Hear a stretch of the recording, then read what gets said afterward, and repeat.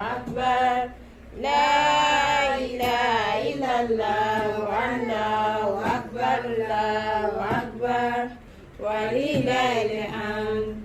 Allahu Akbar, Allahu Akbar, Allahu Akbar, La ilaha illallah, Allahu Akbar, Allahu Akbar, walillahil hamd. قوموا إلى الصلاة.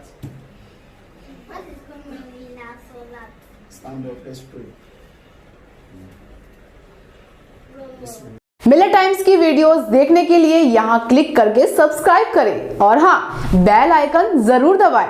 अगर फेसबुक पर देख रहे हैं तो पेज लाइक करें। ताज़ा तरीन खबरों और मज़ामीन के लिए विजिट करें हमारी वेबसाइट www.millettimes.com। हमारी ये वेबसाइट उर्दू, हिंदी, इंग्लिश तीनों लैंग्वेज में मौजूद है।